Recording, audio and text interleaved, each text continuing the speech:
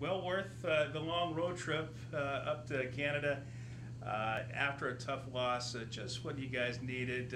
Nice victory up there against Simon. It was a good victory, and we did exactly what we needed to do. We went up and we showed ourselves early with the 87-yard run on the first play of the game, and I'm just really proud of the kids. They handled a difficult trip well. We do know how to travel, and 15 hours one way, but still that doesn't seem to phase these players. They get excited for Saturday, and they prepared themselves properly and played a solid game. Can't say enough about Gardner. Just another day at the office. Just 4 touchdowns, GNAC Player of the Week, and just a tremendous game from your back. He just it's every week with him. He's going to show up ready to play. He's got great confidence in the offensive line. They love blocking for him and our other backs as well. And certainly when he gets it going, that helps us not just offensively. I think it helps defensively, kicking game, you name it. Just because players have confidence that, hey, 32's rolling a little bit. Let's go out and do our part. We saw mistakes. You saw mistakes when you guys were at home against Azusa. Getting back on the field, did you see a much better play out of your guys? Well, we did. We got some takeaways. First of all, we forced some turnovers, and that had been something the first couple of weeks that we had not been successful at. So we got 2 interceptions, a fumble recovery.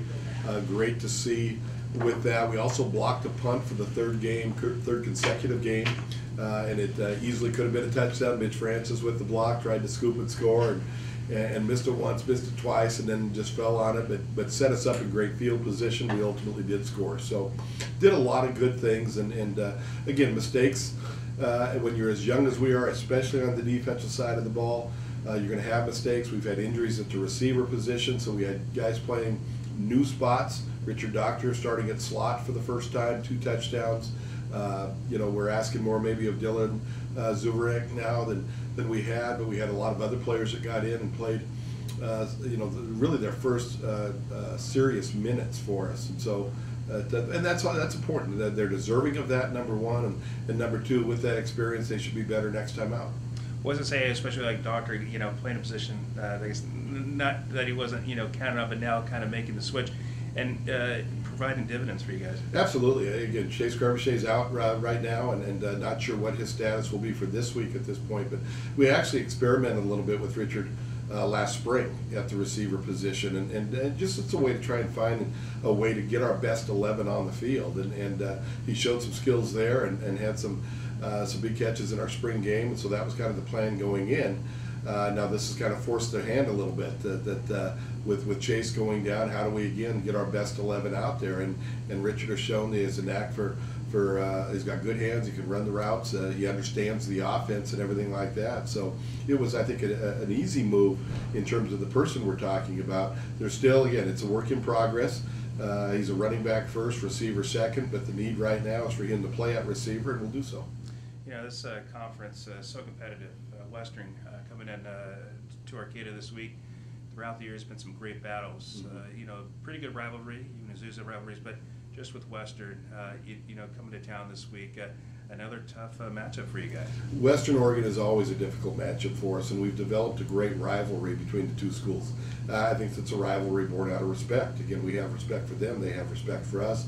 We know it's always going to be very physical when we get together, and usually it's going to be close games, and that's been kind of the story over the past few years. Again, they struggled last week at Montana State, but they've played maybe the most difficult schedule in all of Division II, opening at Sac State, then home against Central Washington, then going to Montana State. So again, they've played 2 FCS schools into 3 weeks, so it's really hard to get a gauge, but we know Western Oregon. We know they're going to come in here ready to get some payback for last week, their tough loss at Montana State, as well as payback maybe for last year where we were able to get them twice. They're going to come in here ready to go. They've got they probably run 2 quarterbacks right now. One's more of a runner than the other, but both can throw the ball well. And they're just physical. Defensively, again, they line up with big guys up front. Some physical, talented linebackers, and so we know when it's Western Oregon week that we're always going to have our work cut out for us, and we're going to have to be at our best if we want to be successful.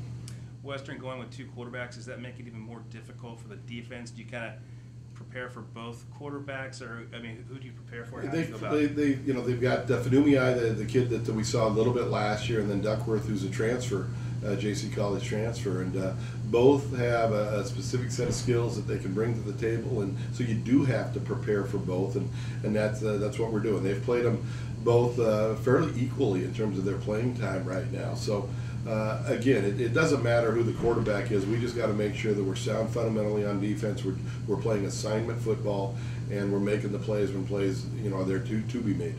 What have you seen from their offense? Seems like throughout the years they either have that key receiver or key back. Who do you prepare for? I guess the most in a way, or just what have you seen from their offense? They've got one of the top receivers in the conference in Paul Rivas, and Paul's been someone that we've had to defend now. This is going on the third year, I believe it is, and he's their version of Chase Crevichet. He is a very, very talented receiver that also returns punts, returns kicks. They want to get the ball into his hands as often as they can. He's an all-league player, been an All-American already on some lists, and just a real threat every time he touches it. So we're going to have to keep him contained. He's going to get his catches, that we know. We're going to have to keep him contained, not let him get loose or get free behind us, because he's as good as there is in this league. All right, so we talked about your defense and a little more about offense. What are kind of the advantages that you guys have? I know, obviously, with your running game and passing game, but facing a Western Oregon team, I know you're going to go with the same game plan, but are there kind of strengths that you guys have that you can kind of take advantage of Western's defense? Well, again, it's going to be two good football teams matching up, and again, you got to take care of the football when you play them. You can't give teams like that additional opportunities. Obviously, what we do is no secret. We're going to try and establish 32, and get our run game going, and if we can do that, it opens things, where we may run the ball to set up the pass. Western Oregon may be more they throw the ball to set up the run. But again, we've got to get 32 going, but it can't just be 32. We've got to be able to distribute the ball, move it around, use our motions, use our formations to try and create the matchups that we're looking for. And that's always the chess match that you find yourself in come Saturday is how you've prepared, is the plan you've put together, is it the right plan to work? And so again, we need to be balanced, but we got to go out there and take care of the football and convert on third downs and do those little things that you must do when you play good competition.